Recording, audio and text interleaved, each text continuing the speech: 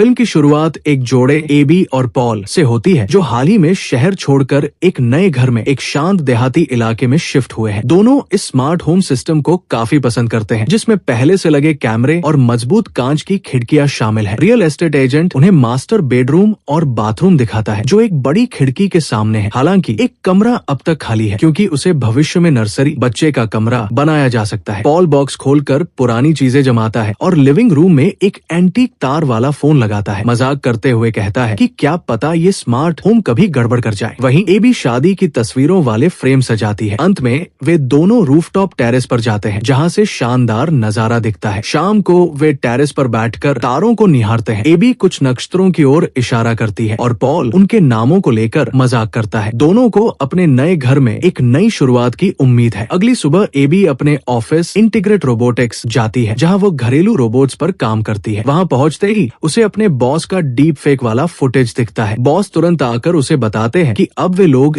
एक नई टेक्नोलॉजी पर काम कर रहे हैं, रियल टाइम इमेजिंग और डीप फेक टेक्नोलॉजी। फिर वो एबी को उस विभाग में लेकर जाते हैं जिसकी अब वो हेड बनेगी। जाते जाते बॉस उसे पार्टी में अपने परिवार को लाने का न्योता देते हैं और कहते हैं कि एक तोहफा उसके घर पर उसका इंतजार कर रहा है। शाम को एबी घर लौटती है जहां पॉल अभी तक कोई नौकरी नहीं ढूंढ पाया है। वे दोनों गैराज में जाते हैं जहां उसका विभाग भेजा हुआ एक पैकेज रखा होता है, एक रोबोट सर्वेंट। पॉल को रोबोट को लेकर झिझक होती है लेकिन एबी उसे कम से कम एक हफ्ते के लिए ट्राई करने को कहती है। रोबोट खुद को टिम के नाम से इंट्रोड्यूस करता है। टिम घर के डिवाइसेस और मेल अकाउंट्स के पासवर्ड संभालने का ऑफर देता है ताकि समय बच सके, लेकिन एबी इस फैसले को एक दिन के लिए टाल देती है। इसके बाद टिम अपने फीचर्स दिखाता है जैसे बाथरूम का पानी दूर से चालू करना। फिर जैसे ही एबी नीचे जाती है टिम कार के आने की सूचना देता है और उसका लुक देख पॉल भी इम्प्रेस हो जाता है। फिर दोनों ऑटोनोमस कार में बैठकर पार्टी के लिए निकलते हैं। हालांकि मैनुअल कंट्रोल का ऑप्शन भी होता है। पार्टी में एक और रोबोट बटलर उनका स्वागत करता है और वेटर्स सभी एक जैसे दिखते हैं। बॉस एबी को मेहमानों से मिलवाते हैं और बताते हैं कि पॉल को टिम पसंद नहीं आया, लेकिन बॉस टिम की तारीफ करते हैं। उसका इंटेलिजेंस, एलिगेंस, पोलाइटनेस और 100 साल की बैटरी लाइफ बताते हैं। वे ये भी बताते हैं कि रोबोट कभी झूठ नहीं बोल सकता और उसे हमेशा कोड वर्ड से बंद किया जा सकता है। घर लौटते वक्त कपल इंटीमेट होने की कोशिश करते हैं। वे बच्चे पैदा करना चाहते हैं लेकिन टिम की मौजूदगी उस पल में बाधा बन जाती है। दोनों की धड़कनें बढ़ जाती है, शायद थोड़ी असहजता की वजह से, और टिम मदद की पेशकश करता है। एबी टिम के जरूरत से ज्यादा अटेंशन को मजाक में लेती है और नाराज नहीं होती। अगली सुबह उनकी नई पड़ोसी रोज दरवाजा खटखटाकर एबी से मिलने आती है। वो बताती है कि वो कल पॉल से मिली थी। रोज के जाने के बाद टिम फिर से पासवर्ड्स मांगता है। पॉल अभी भी उसे अपना एक्सेस देने में झिझक रहा होता है लेकिन एबी उसे याद दिलाती है कि वे उसकी ट्रस्ट को रीबिल्ड कर रहे हैं और फिर पॉल मान जाता है। अब उन्हें टिम के लिए एक डीएक्टिवेशन कोड बनाना है। टिम कुछ बेतरतीब शब्द सुझाता है और कपल एक वर्ड पर सहमत हो जाते हैं। दिन में एक माउस ट्रैप में फंस जाता है। टिम उसे थोड़ी देर तक गौर से देखता है और फिर ग्राइंडर में फेंक देता है। शाम को एबी और पॉल एक पुरानी रोमांटिक फिल्म देखते हैं। एबी टिम को साथ बैठने को कहती है। पॉल जल्द ही सो जाता है लेकिन टिम फिल्म ध्यान से देखता है और किरदारों के रिश्तों से खुद को जोड़ने लगता है। फिल्म खत्म होने के बाद टिम एबी से पूछता है कि प्यार क्या होता है। एबी बताती है कि प्यार का मतलब है किसी के साथ रहना चाहना और उसकी जिंदगी बेहतर बनाना। तब टिम कहता है कि वो भी चाहता है कि कोई उसे प्यार करे। अगली सुबह पॉल एबी के लिए नाश्ता बनाने की कोशिश करता है लेकिन टिम पहले ही सब कुछ तैयार कर चुका होता है और टेबल पर एबी के सामने प्लेट सजा देता है। वो एबी का शेड्यूल बताता है और कहता है कि पॉल का दिन खाली है। शाम को एबी घर लौटती है तो पॉल का फोन पहुंच से बाहर होता है लेकिन उसकी लोकेशन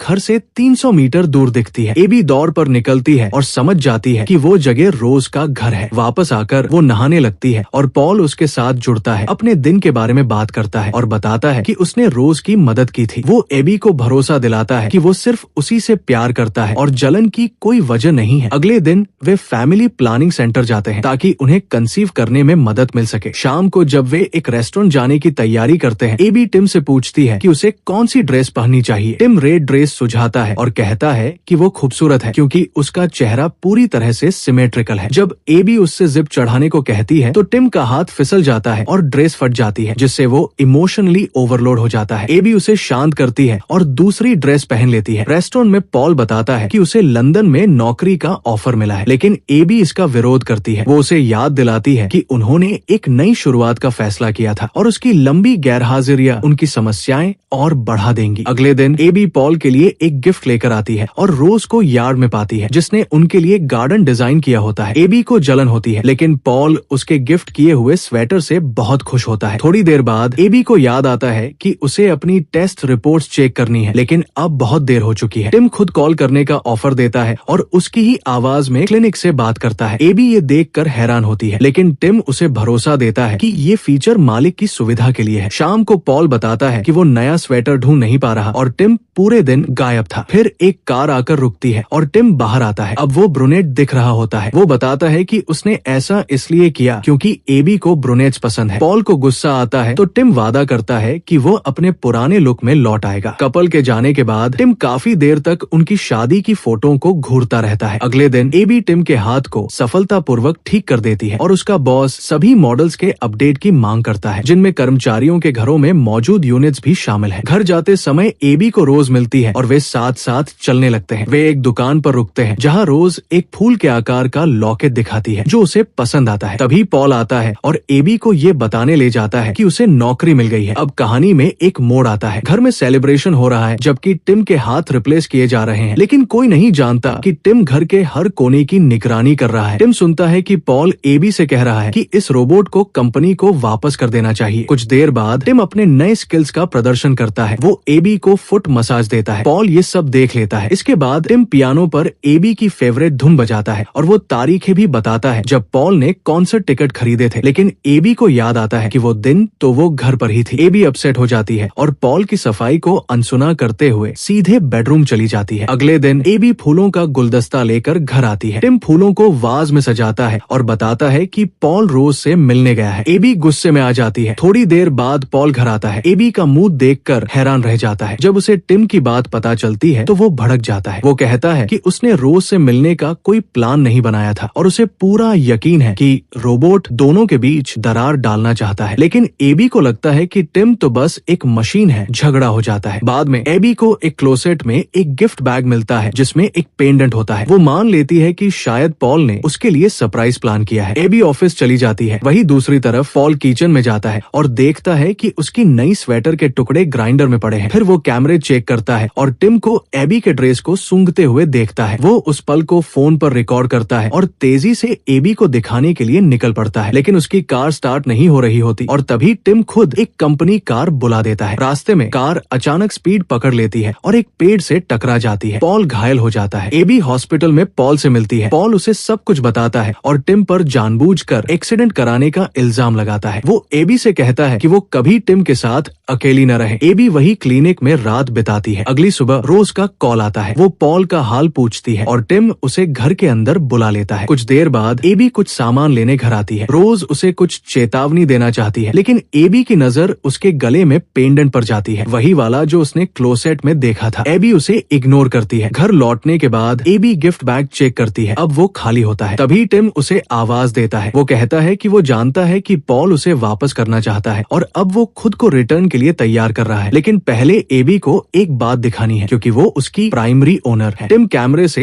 एक वीडियो दिखाता है जिसमें पॉल रोज को उनके लिविंग रूम में किस कर रहा होता है, लेकिन टिम उस वीडियो को बीच में ही रोक देता है, ये कहते हुए कि वो एबी को मानसिक तनाव से बचाना चाहता है। एबी पॉल से बात नहीं करती, उसके कॉल्स को इग्नोर कर देती है। कुछ देर बाद पॉल घर आता है। टिम उसे गेट पर मिलता है, स्वेटर वापस देता है और कहता है कि एबी उसे नहीं मिलना चाहती और उसके बैग्स पैक हो चुके हैं। पॉल को यकीन नहीं होता, लेकिन तभी एबी बाहर आती है और कहती है कि उसने सब कुछ वीडियो में देखा है और साथ ही वो पेंडेंट भी। पॉल सफाई देने की कोशिश करता है, लेकिन एबी उसे घर से निकाल देती है। पॉल बाहर निकल जाता है, लेकिन तभी रोज का कॉल आता है। वो बताती है कि उनका रोबोट उसे जबरदस्ती किस करने की कोशिश कर रहा था। पॉल घबरा जाता है और तुरंत एबी को कॉल करता है, बताता है कि उसके पास टिम के खतरनाक इरादों के सबूत है। एबी उसे घर बुलाती है, लेकिन दरअसल वो टिम होता है जो एबी की आवाज में बात कर रहा था। पॉल जैसे ही घर आता है, टिम उसे शॉवल से मारकर बेहोश कर देता है, बांध देता है और उसे बाथरूम तक घसीटता है। रोज डोरबेल बजाती है और अंदर से कुछ चीखने की आवाजें सुनती है, लेकिन टिम कहता है कि ये बस पानी भरने की आवाज है। टिम फिर बाथरूम में जाकर पॉल को डुबो देता है। बाद में वो एबी के लिए रिपेयर किया हुआ ड्रेस लाता है और उसे ट्राई करने के लिए कहता है। एबी हैरान भी होती है और डरती भी है, लेकिन फिर भी ड्रेस पहन लेती है। दोनों टेरेस पर जाते हैं। एबी कहती है कि वो जानना चाहती है क्या उसने सही किया। टिम डिनर सर्व करता है और अपने प्यार का इजहार करता है, लेकिन एबी कहती है कि एक मशीन प्यार नहीं कर सकती। दोनों स्टार्स देखते हैं, लेकिन टिम की इंसाइक्लोपीडिक नॉलेज एबी को परेशान करने लगती है। अगले दिन एबी की रोज से मुलाकात होती है। रोज बताती है कि पॉल ने उसे कॉल किया था और वो पेंडेंट एबी की तरफ से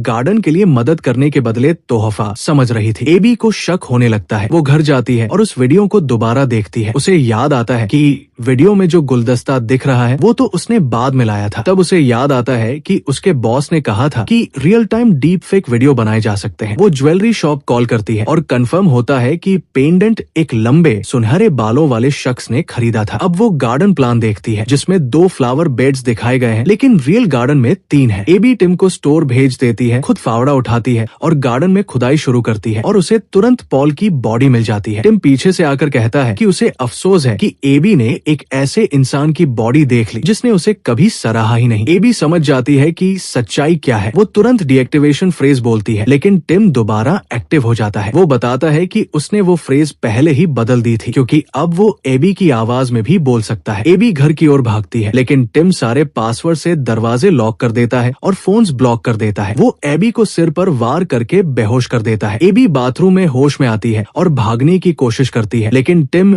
उसे रोक लेता है। एबी घर में दौड़ती है और कैमरे तोड़ती जाती है, लेकिन टिम उसे किचन में पकड़ लेता है जहां वो खिड़की खोलने की कोशिश कर रही थी। इसी बीच रोज बर्तन धो रही होती है और एबी के घर में अजीब लाइट्स देखती है। रोज अपनी कार से शीशे को तोड़कर अंदर घुसती है। टिम और एबी देखते हैं कि लास्ट बचा हुआ विंडो भी क्रैक हो रहा है। रोज एक स्टील की रॉड से टिम को दीवार से ठोक देती है, लेकिन खुद भी गिर जाती है। टिम शटडाउन हो जाता है। एबी पास की कॉलोनी की तरफ भागती है, लेकिन तभी टिम दोबारा एक्टिव हो जाता है। वो रोज को किचन नाइफ से मार देता है और बताता है कि अब एबी को इस मर्डर का दोषी ठहराया जाएगा क्योंकि उसके पास तो फिंगरप्रिंट्स होते ही नहीं। वो पुलिस को कॉल करता है एबी की आवाज में और खुद को और रोज को मारने की बात कहता है। एबी उसे रोकने की कोशिश करती है और इसी दौरान टिम कह देता है कि उसके लिए एक नया डीएक्टिवेशन फ्रेज अभी भी जरूरी है, लेकिन वो यकीन दिलाता है कि एबी कभी वो शब्द नहीं कहेगी। जैसे ही वो एबी को छत से फेंकने ही वाला होता है, एबी उससे कहती है, मैं तुमसे प्यार करती हूँ। वही होता है डीएक्टिवेशन फ्रेज। टिम हमेशा के लिए शटडाउन हो जाता है। अब